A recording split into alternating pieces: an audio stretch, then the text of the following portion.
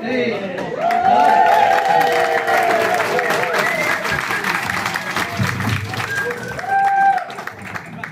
First of all, can you hear me at the back? I've done this before, so excuse me if I mess up here or there, or if I pass out on here or somewhere. Someone will CPR, sure. Right, so I'm going to start off quickly because we've run over with Speak up a bit. Satnam, sorry, before you start, can we get people sat down, please, in the chairs? We're going to Guys, try and minimise the sit number of down, people. find a seat. If there's any seats, Seats put your on hands the up. far side, Just get one sat down down. here. There's some seats down here, guys. Health and safety and I all. want to get as many people sat down as possible, please. Seats on the far side, thank you. Adam, you'll probably need to find a chair, mate. That's the fire exit. There's some right on the far side over there. Yeah, put your hands up, find a seat, guys. For the time being. I won't go for too long, honest. I'm not used to gassing. Right, okay, I'm going to start. Right, thank you everyone for coming and supporting this event. Basically, we're contributing to a great cause, which is Overgate. The guy from Overgate's here somewhere. He's probably folding raffle tickets or something like that. Well, Overgate's a hospice in Hebden Bridge, looks after people who basically on their last days, and they do a lot of palliative care for people, patients and families. So I've decided to do a fundraiser for them.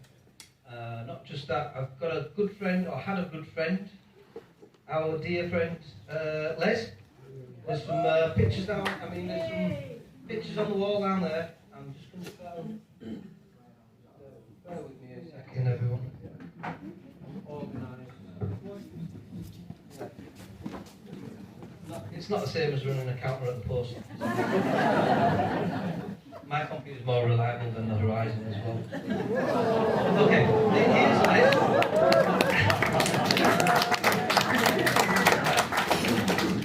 So, I'm going to read off the script because I did this about 2 days ago and I haven't really rehearsed it. So, a bit about Overgate. Overgate was set up in... Okay. Gosh, alright, Bolly. Alright, miss. So Overgate's been running since '81. It's converted from a house and donated by Sylvia Graucob, who, after lost her husband, decided to donate her house and establish Overgate Hospice. They've been running since, and they are pretty much run by donations and fundraising events like this. Hence, me stood here at the top of the stage here, a microphone stuck to my nose. Right, so our good friend Les Leedham, he passed away in Overgate, and I thought I'd dedicate this whole event to him, to be honest.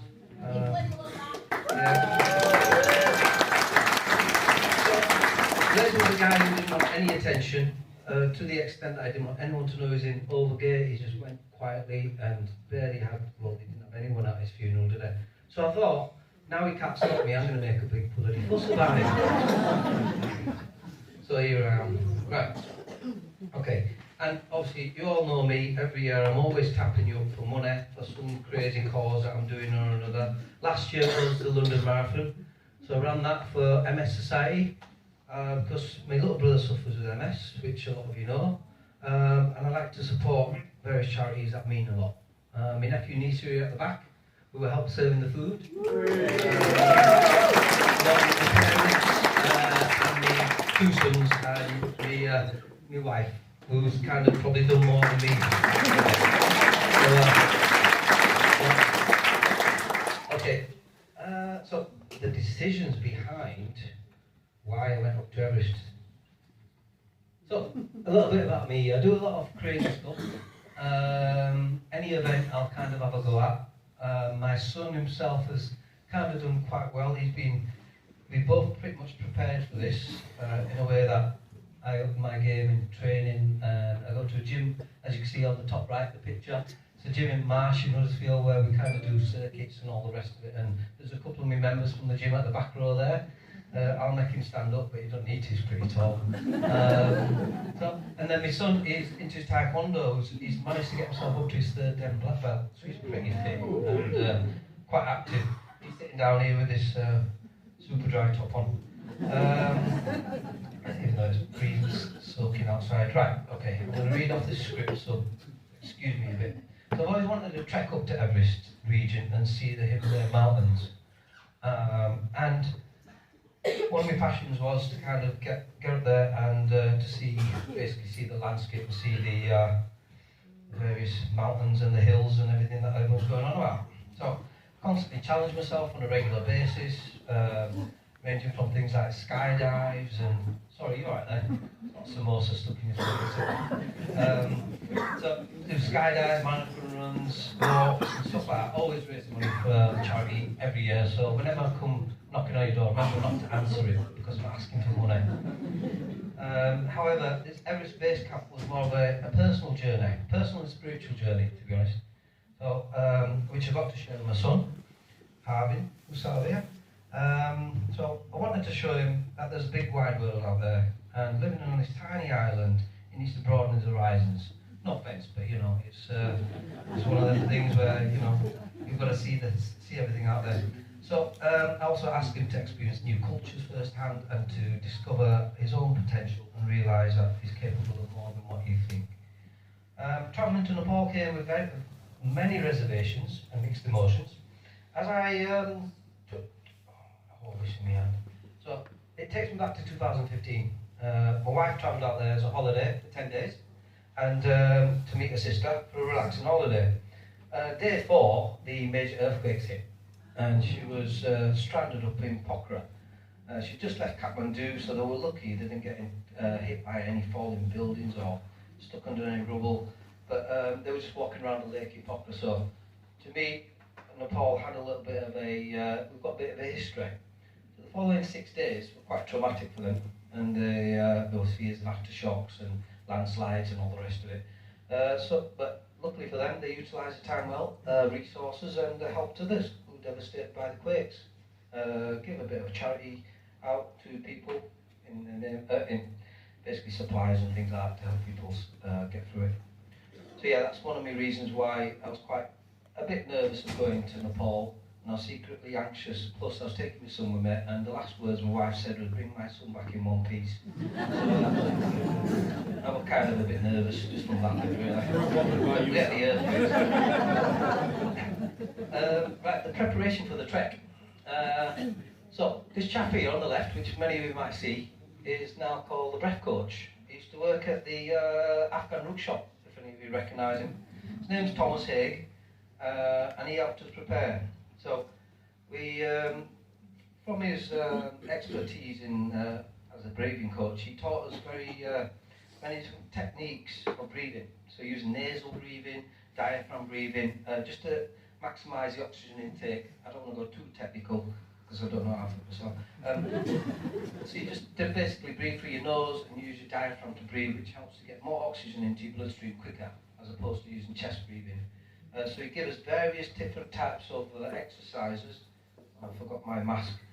He got us to wear these sports masks that make you look like someone like Hannibal Lecter with a little gauge on it, and do exercises and bring blood oxygen levels right down, using a little oxymeter to check the levels, simulating high altitude before we even got there, pretty much. And yeah, so kind of did a lot of training from that. I mean, we were both quite active, so we didn't really kind of have too much of an issue. Went out and did a couple of the 3 peaks as a little prep on one of the hottest days of the year last year. I kind of chose that day because I thought if we don't do it in extreme weathers and we get over there, we're not really preparing ourselves properly ourselves. So using various techniques of the breathing, we kind of exercised two of the 3 peaks on Sunday, just me and Harvin. So we had 4 sessions with Thomas, who pretty much kind of took us through the mill, so to speak, with the breathing and prepping us for what lied ahead. High altitude training was pretty much my worrying part of the whole journey, because I had friends who went there the year before, and they suffered with altitude sickness, and once you fall with that, you're pretty much down for 24 hours and you can't go anywhere. So it was one of my worries, so to be prepared and overly cautious, obviously taking my son along.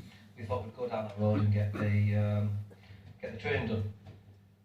I chose a company called the Nepal Hiking Team, simply because a couple of friends used them a few years ago and they said they're really good. They locally based, so meaning that the money would stay within the Nepalese revenue, the revenue would stay within the Nepalese economy, it would support local families, and I was kind of more prone to going local rather than somebody who's sitting on a beach in the Bahamas organising tours and just basically paying Sherpas pennies just to do the job. So these guys got paid properly, which I made sure of. And the owner of the chap who went with us, our guide was called Santosh, and he was supposed to meet us at the airport, which he did, and he was perfect. It was just like, meet him at the airport and get nothing to worry about. Took us to the hotel and we're off. So I'm going to go over the itinerary quickly, but at the same time I'm going to keep flicking through, because we've got, well, there's the Overgate one. I'm going to be missing all the odd slides. And, oh, right, I think we're going backwards now, aren't we? Right, here we go. So, landed in Kathmandu. So, as you can see, Kathmandu is a Buddhist influence. There's quite a few temples around. And we went to a famous one here on the left, which is the Monkey Temple, which is it's kind of inundated with monkeys all over the place, as you can see. There were other ones around. The architecture is quite amazing, but a lot of stuff was knocked down in 2015, so they had to rebuild a lot of it. So on the first day, we arrived at the airport, we were met by the guide, and he took us to the hotel and we relaxed for a day or so. The next day we were prepping and getting all the paperwork ready in order, and passports and everything like that, and preparing for our flight to Lukla. Now Lukla is an interesting airport. It's probably one of the most scariest and dangerous ones in the world. The runway is about 200 metres, and it's cut out the side of a mountain. So you're pretty much kind of flying in, and the plane's got to go up the side of the mountain and land. I think it comes down the side of the mountain. To be honest, I wasn't looking forward to it at all. It's probably one of the worrying parts of the whole trip. Not to mention, I've got a friend who loves to watch YouTube videos with failed airstrip landings and all the rest. He's a friend of mine who did the parachute jump, and we were sat there waiting to do a parachute jump, and he went onto YouTube and found all the most worst, scariest parachute jumps you can imagine, the failed ones and all the rest of it. She's that kind of friend. It's really good. Yeah, it looks after her. Right, so day 3, we were supposed to fly to Lukla. And because the weather is so unpredictable out there, the flights got cancelled, and I was kind of a bit stressed out because we only had a couple of days after to. Anyway, here's some sights of, as you can see, the sights of Kathmandu. Here on the left, I found this very interesting. It looked like he'd converted his lawnmower into a tractor. It was really quite funny because the handle is just like my lawnmower at home. But I thought, and then the wiring in the middle picture there was just kind of comical. I just thought, I wouldn't want to be the electrician who's going to rewire something on there. And on one of the squares that we went to, there was a massive dark bell, which is, Buddhism does kind of, it has a lot of various kind of things. I don't understand myself, but you've got a lot of cultural things associated with bells and reincarnation. And this is the Bar Square. A lot of these buildings were flattened during the earthquake. I mean, unfortunately, they've been rebuilt over the last 8 years, and as you can see, there's various types of architecture coming back in. This picture in the middle is the old palace for the royals that used to live there. They're no longer about now, unfortunately. And as you can see, the architecture is amazing. Some of the old architecture on the left-hand side, on the right-hand side, to your right-hand side, is quite amazing. I kind of found a lot of it fascinating because it's got a lot of detail. Right. And as you can see, wood carvings and various different things. Now the building on the right hand side, in Nepal, they worship a female goddess. So it's quite interesting this, because they put a lot of importance into females, and there's a culture there where from a young age a goddess is pretty much chosen, and she lives in this palace. It's a bit like some out of a fairy tale, really. She lives in this palace, she's not allowed out, and she's only allowed out once she passes her first menstrual cycle. So up until that age she's worshipped, everyone bows down to her, she's hidden away, and she comes out occasionally, and you're not allowed to take pictures inside the building, so that's just from outside, but the whole building inside has all the similar architecture to that. And she would come out every so often, and people would look at her and go, oh, and then she'd go back in. I mean, it's a bit like kind of not Cinderella, sorry, what was her name? Rapunzel. Yeah, that's it, Rapunzel. She didn't have long hair though. So that's quite fascinating. And these are various sites of Kathmandu. So you've got, it's very, very dense, it's Kathmandu. There's a lot of population within there. It's almost like in a basin. So in between all the mountains, it's like a small little kind of a flat basin where people probably live, and up in the mountains you just got everyone just spread out slowly now. So on day after the flight got cancelled, obviously me being me blew my top, and I'm stressing out, telling the guides that we need to get out there because we've only got 2 days all the way back. So I managed to windle a helicopter ride out the day after. So apparently he said the insurance would cover it, but I didn't believe him. I just thought the experience on its own would be good. So we kind of, on the bottom picture there, you could just make out, that's a helicopter that we caught. But on the left, that is our duffel bags. Now these duffel bags is where you carry all of your main stuff that you need on a weekly, over the whole trekking period, so extra boots, jackets, down jackets, thermals and all the rest of it. Each one of them weighed 15 kg. I struggled up myself just carrying that around because it was big. And both of them were carried by one of our guides. I'll show you pictures of him later. But he strapped them together, they were 30 kgs, and carried them all the way up and all the way down. Which was remarkable because, I mean, carrying one of them, I think they strapped it around his forehead, and then he bent over, and he was gone. He was gone. I was amazed at, the resilience and the strength they had. Anyway, moving on. So, plane journey, flight out to Lukla. These are flight pictures that I took from the helicopter. So as you can see, we were pretty high up. Quite scary because it's like flying in a goldfish bowl in the middle of nowhere. And what I've done is I've put the map on the middle here, just so you understand of the various places that I'm talking about. So you kind of land in Lukla, right at the bottom here, and you would travel to each one of these points, which are in bold text, and that's usually the stop-off points where you stay overnight and acclimatise. So the days were broken down to the various treks, up basically all the way up to Everest Base Camp. So I'm going to run through the itinerary bit briefly, just so you guys don't fall asleep and I'll fed you. Right, so the day's challenge. Right, we started trekking up from, I think we landed in Lukla. Oh, come on. Right, bear with me. Right, Lukla Airport. Lukla Airport's interesting. So the runway, as you can see, is uphill. So when the plane lands, it kind of faces up, and just to slow it down, and that green patch there, it's 200 metres, so if the plane comes in too fast, you're going to land on that grass verge and go into that tea house at the back. And as you can see with the statue, that's the Hillary and Tenzin statue at the airport. So I think it's called Hillary and Tenzin Airport. But this is literally the view of it. So on the left-hand side of that is where the runway stops as it comes up. And that little courtyard football pitch at the middle of it is where the planes turn around. And they literally turn them around within 15 minutes. They don't even turn one of the engines off. They open one of the doors, turn the engine off, chuck everybody out, chuck the bags out, and chuck everybody else in. And then they just turn around and then set off. It's because the window of the weather is so volatile there. The window of that good weather, it could be 20 minutes, half an hour, and they've got to get the planes in and out. So I watched a video where the 6 planes were queuing up to come in, and 2 at a time, 3 at a time would come in, quickly load, unload. As one was turning around, and the other one would be setting off again. It's almost like, the park and ride type of situation. The bus comes, chuck you on, and then you're off again. So anyway, day 4 was, we hiked up from Lukla up to Pakding. Pakding is a nice little village. It's kind of on the way to Namche. So as you can see, I mean, some of the pictures look a bit blurry on here, they look good on my phone.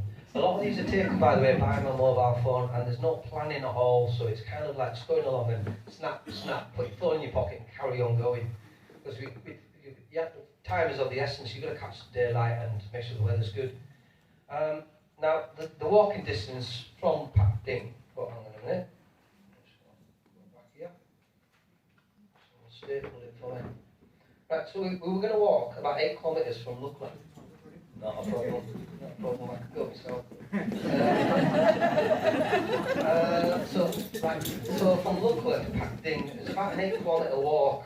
I mean, it said duration 3 hours. It felt more like 5, to be honest. When you're walking, you're going uphill. I mean, obviously it's quite low altitude at that point. We're still kind of relatively at 2,652 metres above sea level. So about twice as Ben Nevis, a bit more, 2.5 times Ben Nevis. That's where you land at in Lukla. So So you're pretty much kind of like quite high up as you stand. In feet, for those who don't understand meters, it's 8,699. Don't mean old to me, does that? Right, so anyway, we hiked up to Papding, stayed there the night. I think we stayed there overnight. Yeah, and acclimatised. So the acclimatisation is important for your body to obviously adapt and adjust. And we were kind of off. So some of these slides, I'll be honest with you, my son prepared. Some of them I prepared. He's put some random pictures in just to kind of keep you lot awake. So if you do see some of mountains in there, we haven't quite got to that point yet, but it's just more to keep you guys entertained. So I don't bore you to death. Right, so as you can see, some of these images are taken at different locations. We'll talk about them as we come to them locations, but some of them are, I've got some favourite pictures in there which you'll probably see time and time again. So travelling from Papding the following morning up to a lovely place called Namche Bazaar, which is up at 3,400 metres. Duration was about 7 hours, 10 kilometres, 12 kilometres walk.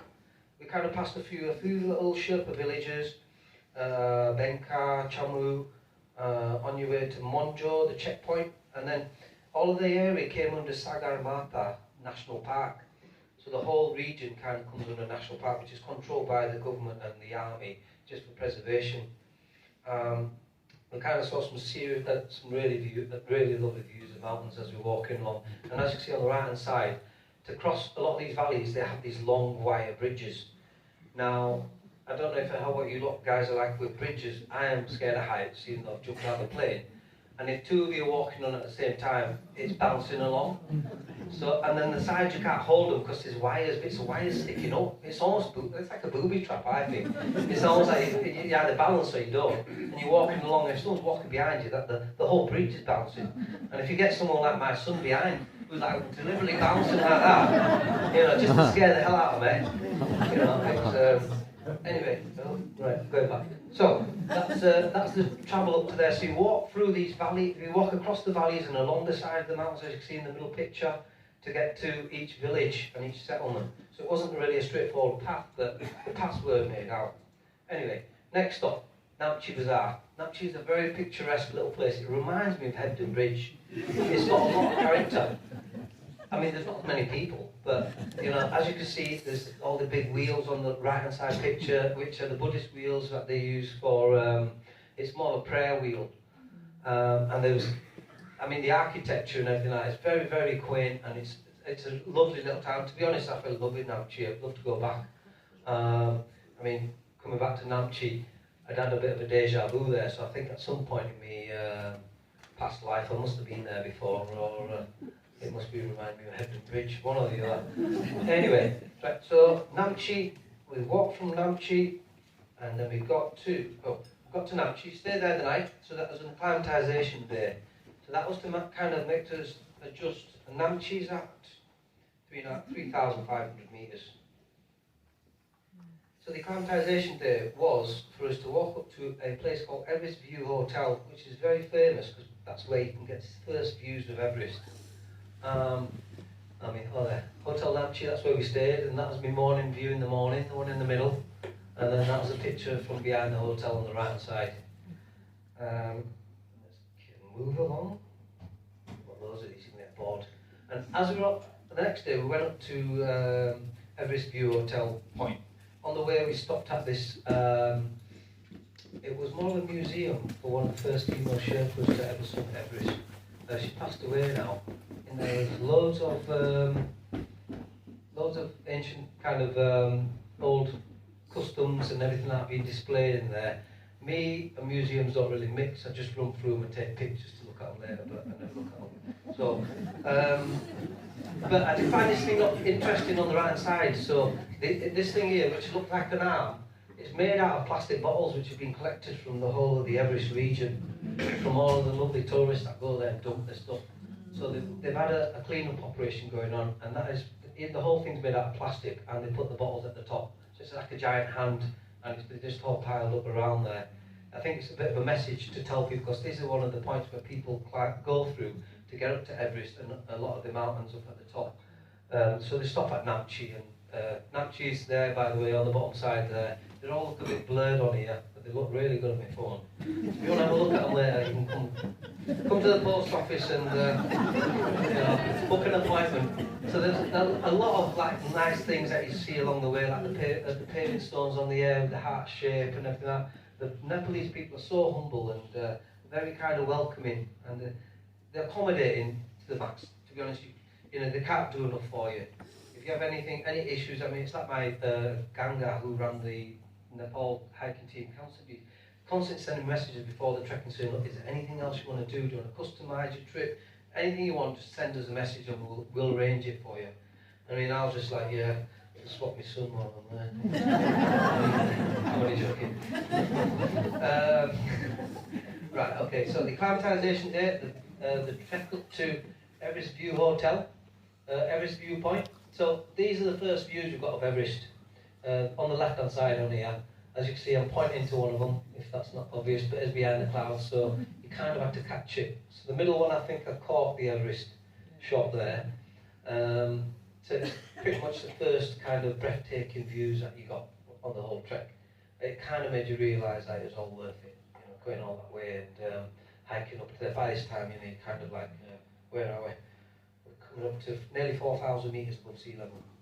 So, and then along the way back, we were kind of walking back, and this chap here was carrying what looked like a ginormous fridge or washing machine kind of thing in that metal tub. And it was heavy. And I was surprised because he was just wearing trainers and his jeans. And he carried it pretty much the distance we'd walked, which was only about 3-4 kilometres.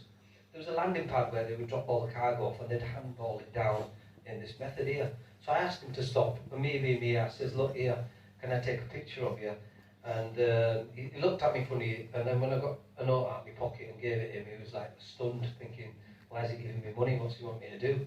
So I kind of just said, look, I don't want to just take a picture. And I think his mate behind there was just about to go to the loo. He was a bit worried as well, so I didn't pay him anything.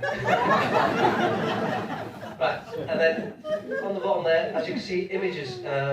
Along the way, everything is carried by either horse, all the bulls, the yaks, and there's like a hybrid yak between a bull and a yak, and I can't remember the name of them.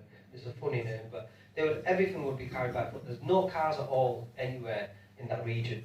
So it's kind of like everything is taken by hand, hence the costs. As you go higher up the mountain, it costs you more. The price goes up because somebody's had to travel further up the hill, pretty much. So it kind of made you understand why things cost a little bit more. For instance, I had a friend who kind of went a few years ago, I think Laura she was called, and she said paid $6 for a Mars bar. And she goes, God, it was $6, but it's the best Mars bar I've ever eaten. And I thought to myself, I understand why, because it probably had to fly to Kathmandu, from Kathmandu to local, and then someone had to carry it all the way up. You know, so you kind of understand why the pricing is. I mean, Everest View Hotel is a popular, very popular hotel. You've got the views of pretty much all of the mountains you can get when it's clear. Obviously, I kind of chose a cloudy day.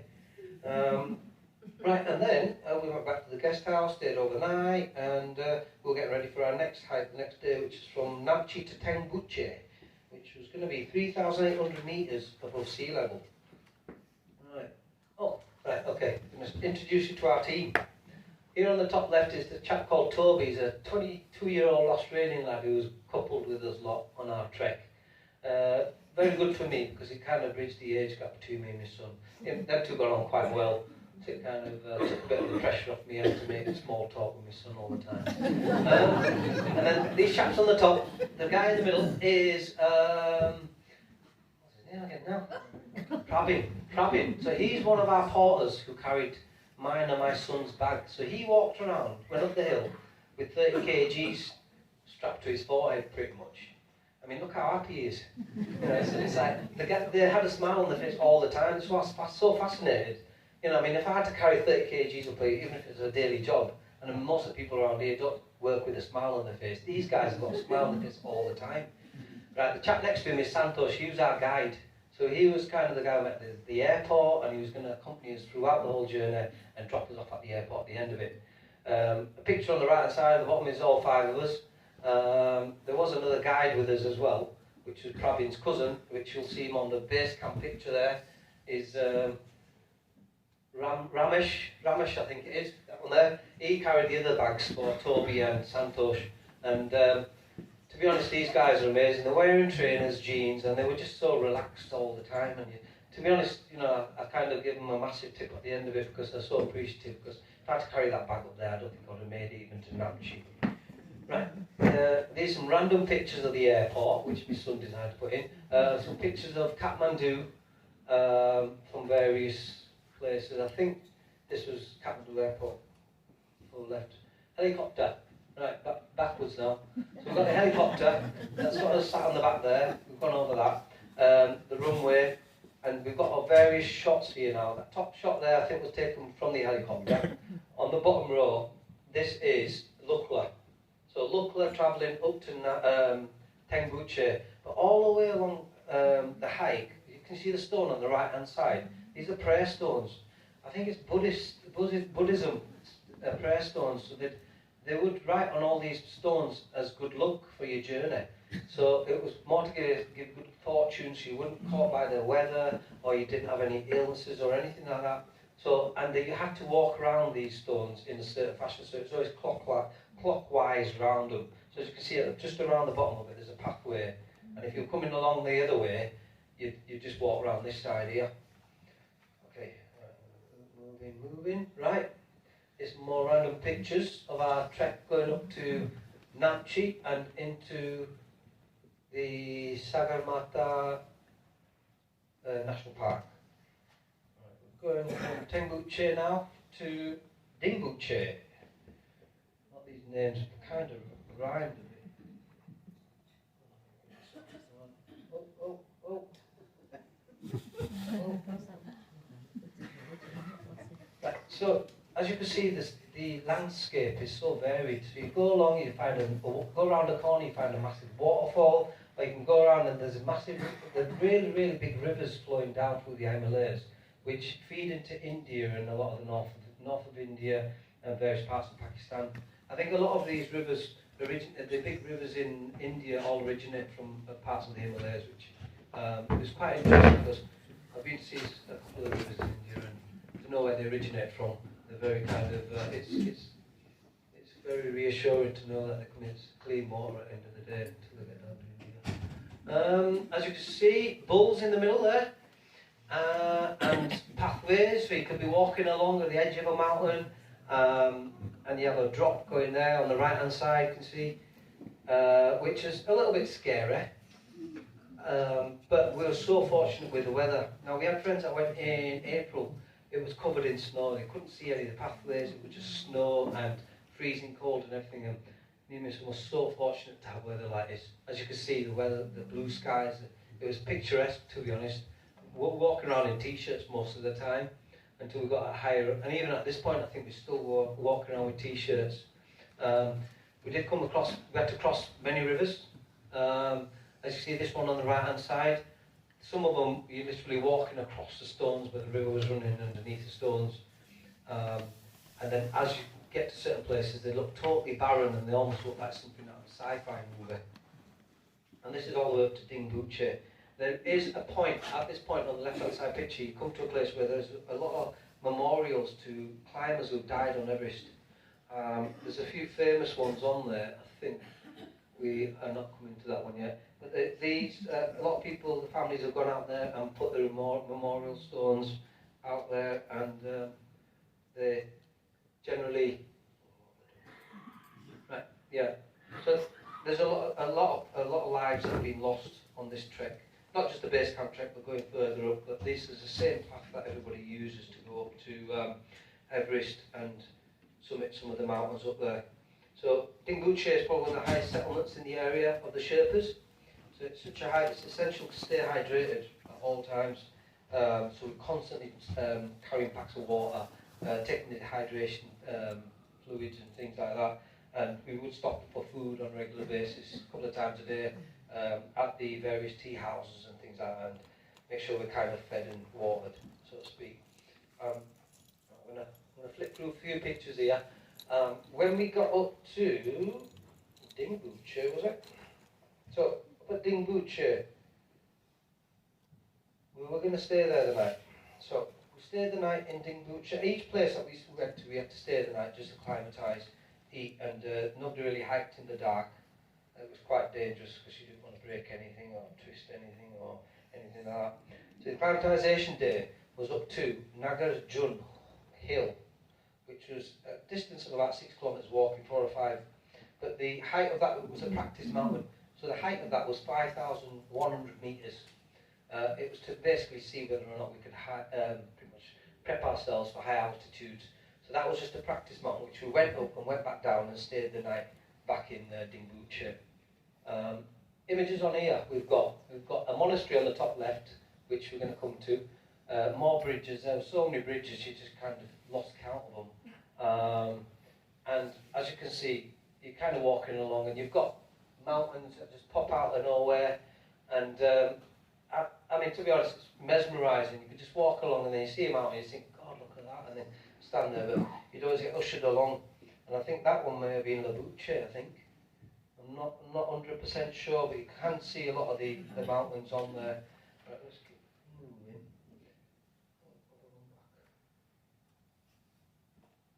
Right, more pictures. All this, by the way, is getting recorded by these two lovely gentlemen in the corners, and it's all going to get uploaded onto YouTube.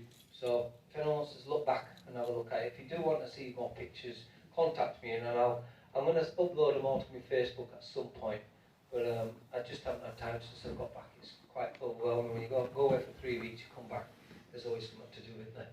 So as you can see, some of the rivers are really clean water, and it's running down, but they're really, really fast. You couldn't put your feet in them. You won't want to risk it. You could get washed away. The mountains just popped out of every corner you turned around. You just saw a beautiful mountain like you do in the bottom row. I'm going backwards again, aren't I? What's this doing? Need somebody to press a button somewhere. Right. And as we got up to Dingbucha, there was from Dingbucha we went up to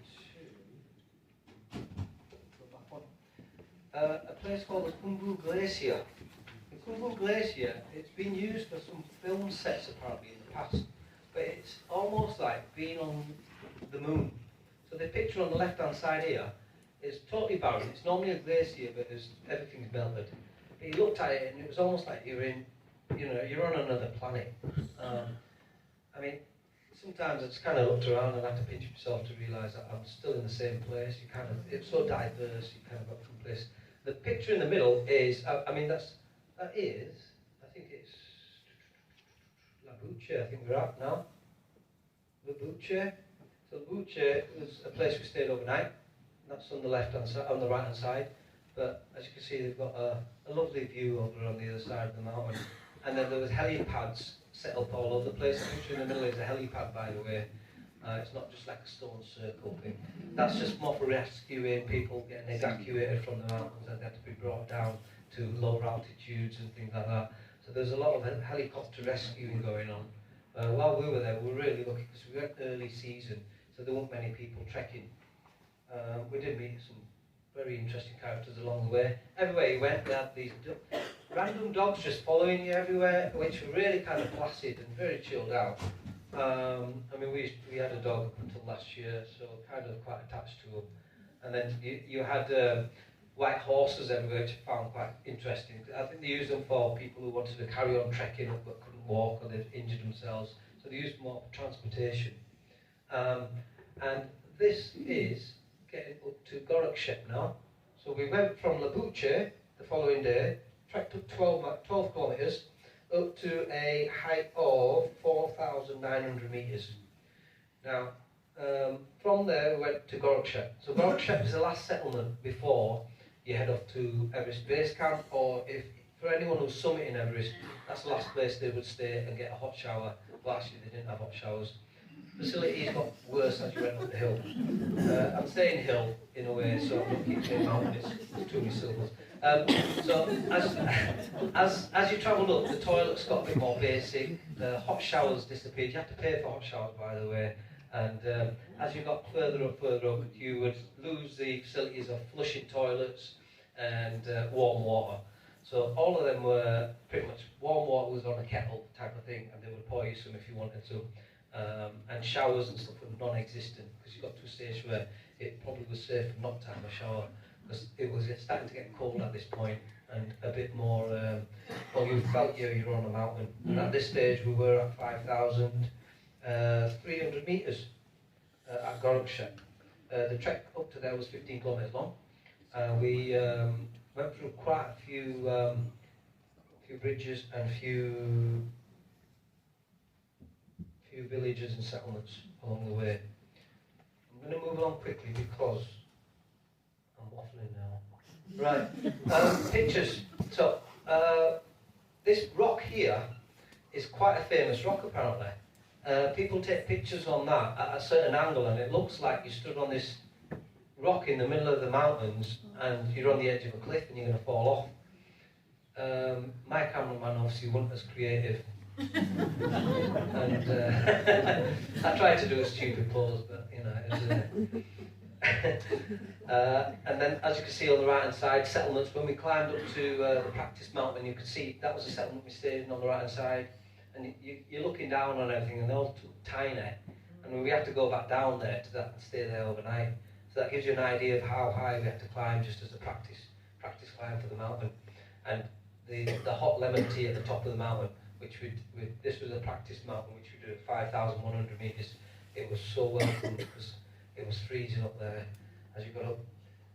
Right, as you can see, we've got various types of rock formations. So the balancing rock stones is an art form out there. So everywhere you go, you've got people, you know, stone balancing, is that what you call it? They don't know what the terminology is for that.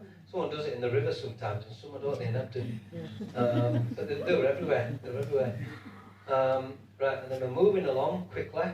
As you can see, the variations in landscape. It got from green lush to grey barren, and then you've got mountains. Clouds were coming in. As we got higher, as you can see, we're still smiling, by the way. And then, the middle picture at the bottom there, as you can see, a lot of the rock formations and the stone balancing that I was referring to earlier. And then you've got some crazy rivers running down there. It's just something that it's very, very kind of breathtaking. Some of these pictures, and the mountains. As we were going along, you pretty much just come up against the mountain, which is very.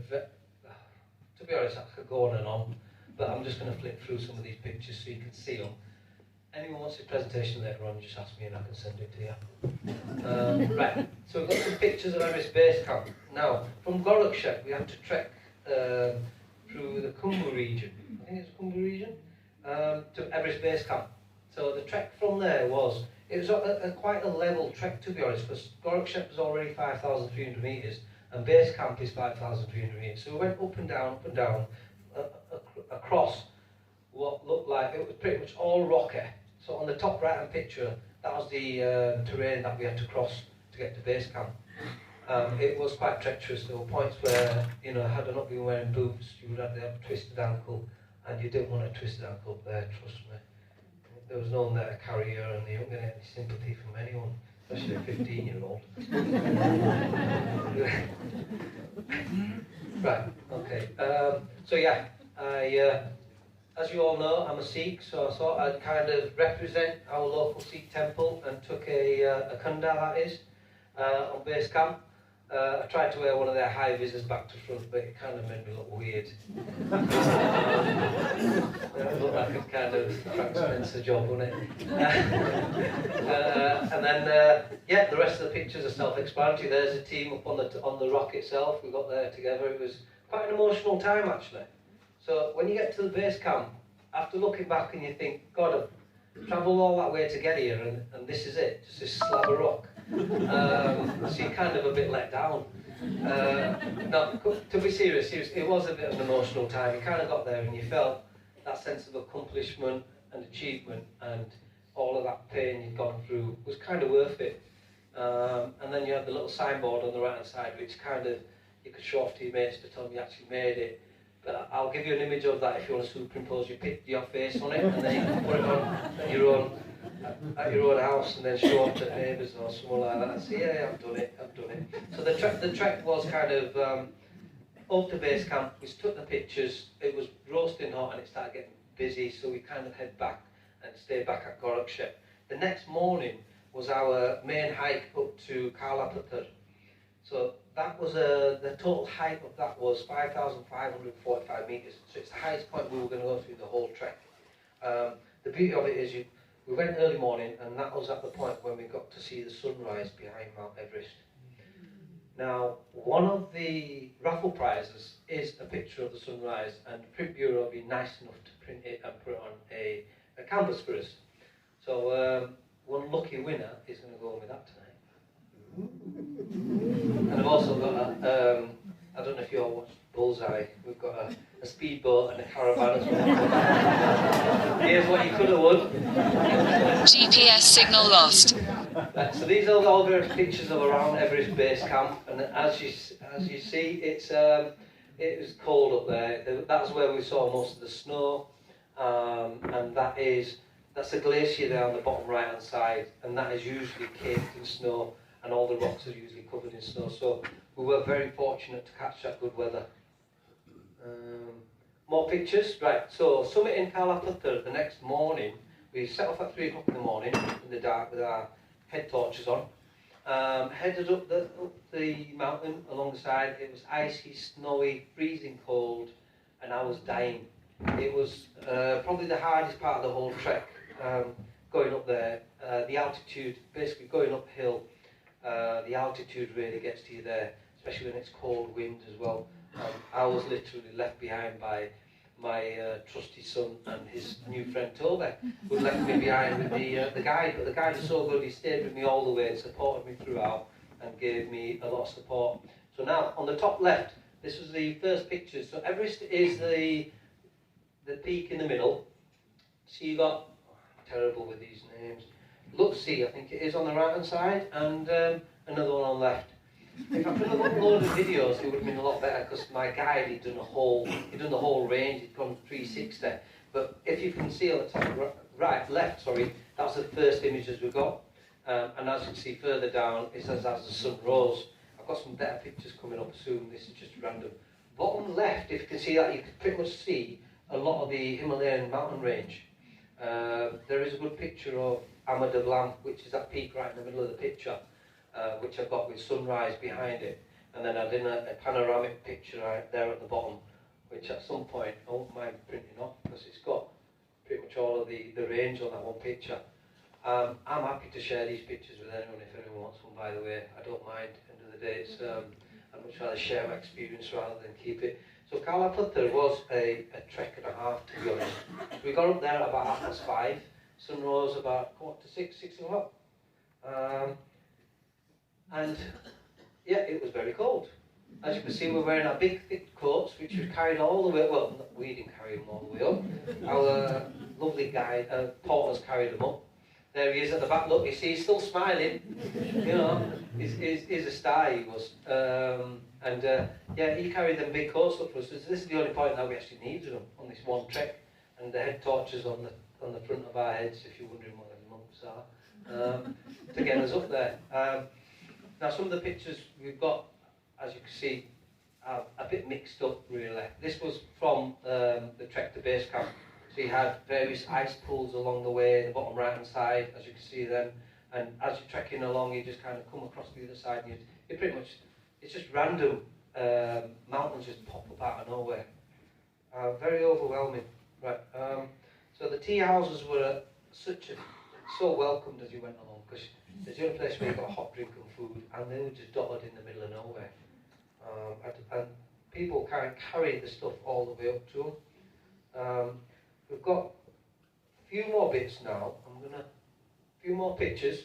So right, on the left here, as you can see, we're crossing a bridge, and a whole team of bulls come along carrying other people's. These are all trekkers who are going up, by the way. It must have been someone for Everest, because it looked like it was all from one tour company. And then I did find a Yeti finally, in a bar called the Yeti Bar. So, I mean, he wasn't very, he was smiling as well, for some reason. He was going to try biting me up the neck or something. And then we've got a random picture of the plane that we caught going back. I'm going to talk about that more in a little bit. Now, this is on the way back down now. So from the top of Kalapat, there was the peak of, that was basically the top of our trek. Head back down, grabbed our stuff, and we trekked down. Me being me, thinking I need to get back and relax a little bit in Namche. We had 2 20-kilometre days going downhill. So on the Thursday, I kind of rallied the troops and says, look, let's do 30 kilometres today, and then tomorrow we only do 10 kilometres and get to Namche at about 1 o'clock. Can have a nice long hot shower and maybe find a bar. So I've dragged these on 30 kilometres. We'd left our porters behind by about an hour. So we were sprinting pretty much down the hill. And I'm like, you know, I'll have this vision of this pint of Guinness at the end of the horizon, and I'm thinking, I'm going to get there. You know, I've been pretty much teetotal and vegetarian all the way up, and I was just kind of, I was withdrawal symptoms, I think it was. So we headed back down, got down to Namche. We spent the evening playing pool in the Yeti bar with our mate, the Yeti. That's Namche, by the way. So we stayed there the night, relaxed there, recouped, basically. This is 2 days after we'd reached base camp, by the way. We missed the night in between. So heading back down, our trek was to head back down from Namche back down to Lukla. So a whole trip. Oh, hang on a minute. I'm going to go back. The whole trip we'd had lovely weather, sunny and everything like that. Typical.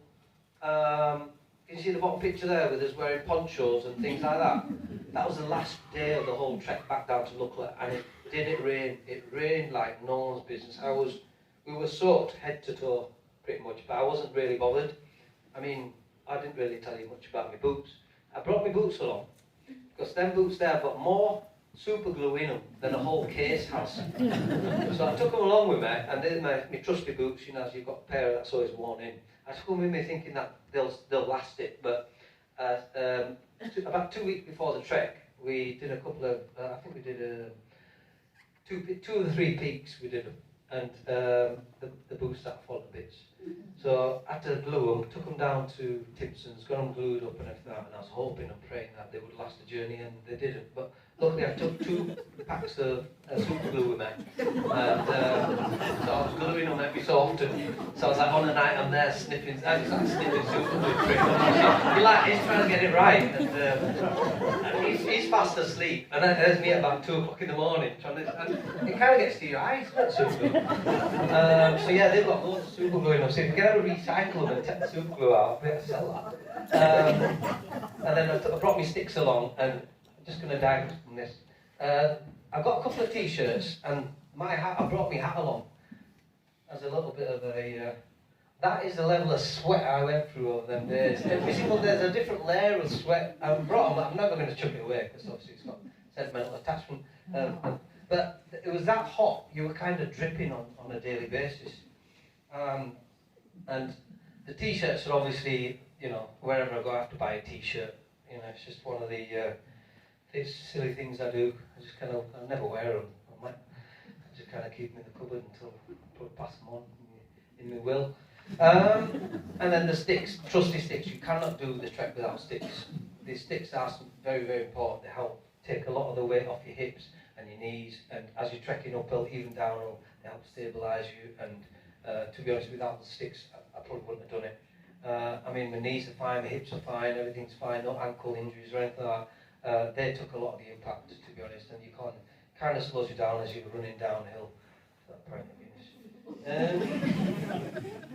Right then. Okay, I'm going to move on.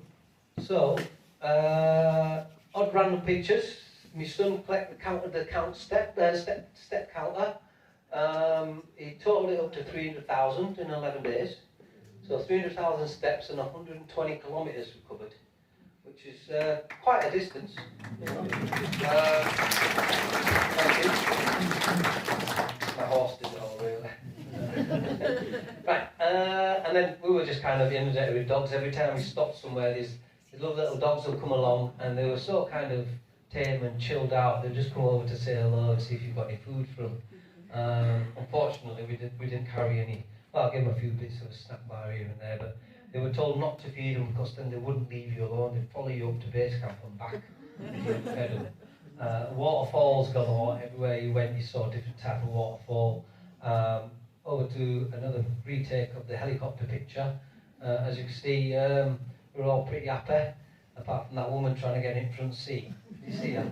She sneaked in while we were taking our picture. There were four seats at the back and there's one seat next to the pilot. And while we were in there, she sneaked in, didn't she? Snoozy lovers, I suppose. Right, on the bottom row, these are the prayer wheels that were... These, all along the trek you'd come across these. These are for good fortune and good luck.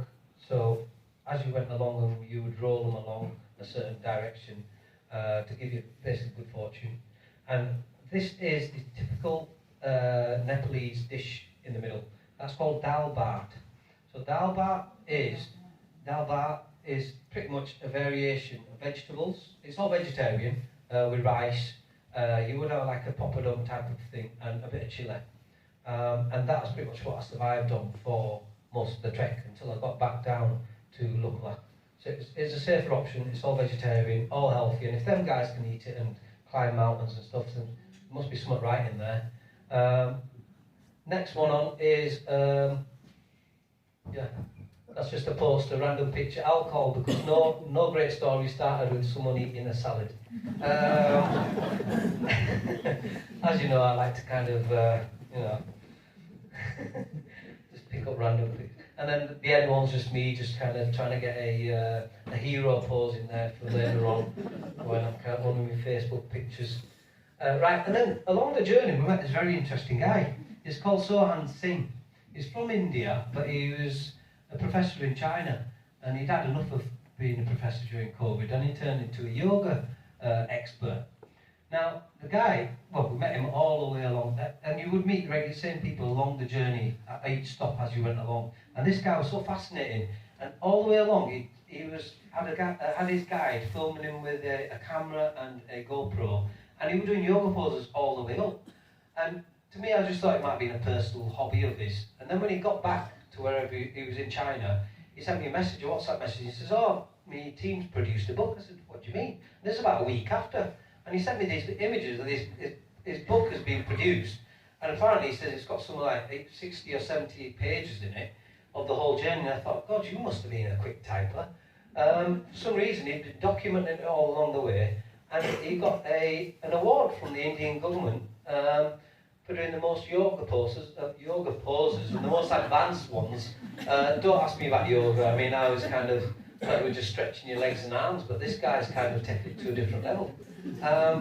And he did the most amount of advanced yoga poses at base camp, and he won it was a record apparently, a world record. So it got an award and a medal and everything from the Indian government. Obviously, it's not Guinness Book of World Records; it's Asian Book of Records.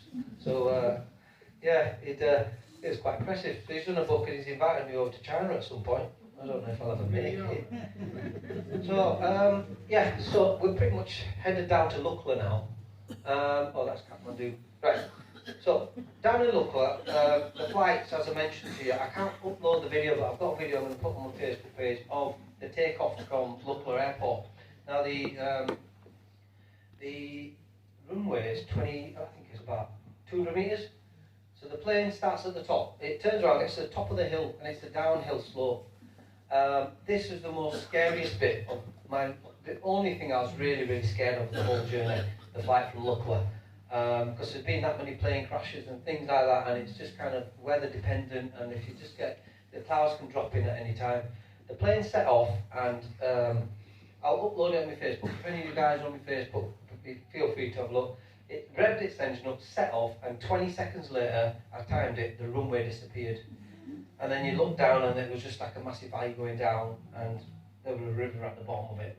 And yeah, I got to see pretty much the whole Himalayan mountain range before we actually left. The plane took us over to halfway, because it couldn't take us to Kathmandu, Ramachak, I think it was, airport, where we got a car and drove it back into Kathmandu. But that flight was extreme. I've got a picture coming up further on, which will kind of cheer you up. Got to Kathmandu, and we met up with an old friend of ours who looked after my wife, Rajendra. a friend of the family type thing, this chap over here. And he says, we'll go out for some proper traditional Nepalese Newari food. Newari food is the original settlers in Nepal.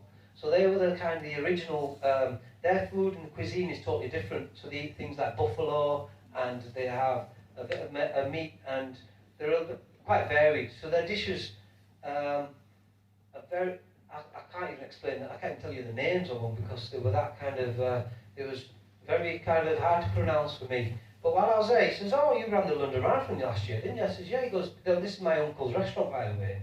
My auntie and my uncle. This is his auntie and uncle down here. And I said, he ran the London Marathon last year as well. When did I? He goes, yeah. He goes, he's the national runner for Nepal. He runs all their marathons. He's been doing it for the last 30 years. And I said, oh, he's in London last year. He says, yeah. I said, how old is he? He goes, 68. Have a look at him. He looks younger than me. He looks like your older brother. And I mean, all these, above his head is a picture of him at London Bridge. And I had one of them on my Facebook. And I saw it and I went, you're brave, you're good, are you? And I said, how long did you take? Now, bear in mind, you know, I mean, I did it under 5 hours. I'm not no marathon runner. But he goes, oh, I did it in 2 hours and 48 minutes. And I'm looking at it and I'm thinking, are you sure you didn't catch an Uber or something? But the guy, apparently, he'd been running for Nepal for years. And there's another picture over there, he's on the right side, of him being in 11th position at the Chicago Marathon. And there was another one of him at 2nd place in a different marathon. And he'd been running all around the world for the last, I don't know, 30 odd years. I found it really fascinating. I thought, I've got to get a picture with you because you're like a little hero of mine now, you know. And yeah, they were so accommodating. The food and stuff we ate there. I didn't take too many pictures because I didn't want to. Here we are, right back to look like. So that's the runway there where it says number 24. And if you can make it out, the runway goes downhill. And just at the end, you can see the end of the runway. I can't zoom in on here, but it's literally 200 metres. And as you can see the top middle picture, that's where the planes turn around, and that's the plane at the bottom. Now, I'm scared, right? But if you look at the air stewardess's face, you know how scared she is. Harbin's obviously smiling because he's a bit brave and not knowing what's ahead of him. Me, I'm kind of crapping my pants here. And air stewardess looks like she's going to jump out of the plane and run off. I had to take that picture. It's kind of comical. I thought, that'll cheer you lot up. So, yeah, look, there's a bit of a scary picture. Here is a collection of my favourite pictures. So, top left is Amada Blam. It was taken just after this picture here, which is the sunrise, when we got to see Everest sunrise. And as you can see, it's beautiful. It's beautiful. The top left, the next picture along is the one that's been printed out, and it's the raffle prize. Other ones were just, I mean, I had to take some of them because you just stop there and you just think, God, I want to capture this moment and look back at it later in life because who knows if I'm ever going to make it. I mean, the trek up to the Kala Patthar was really nice because they had benches going up so you could sit there and appreciate the view. I was using it to kind of catch my breath. And they were freezing cold, to be honest, so you kind of got piles at the same time. And then, as you can see, the rest of the pictures, these are all my favourite pictures, which I took along, and I keep on reproducing them on my Facebook just because I can't get enough of them, to be honest. And that is it for me.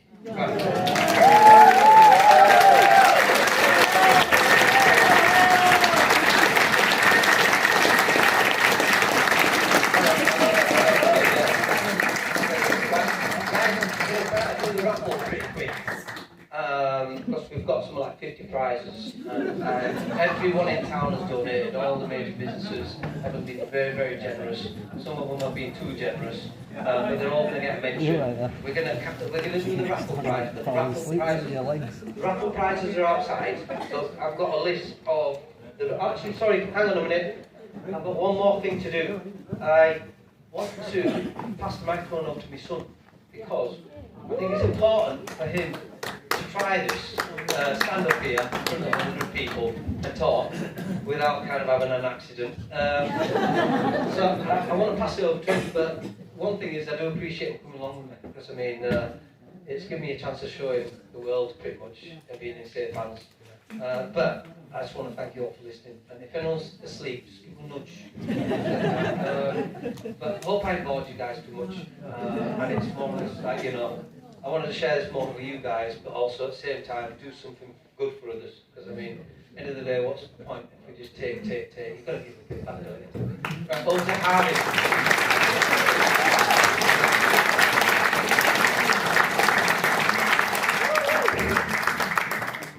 Hello? Alright. I just like to say a massive thank you for everyone for coming today. And I'd also like to say I'm really grateful for this opportunity. I feel like my dad's done loads of hard work behind the scenes to make sure I've been able to experience this opportunity. And I'd just like to say a massive thank you to him as well for organising this event. So thank you.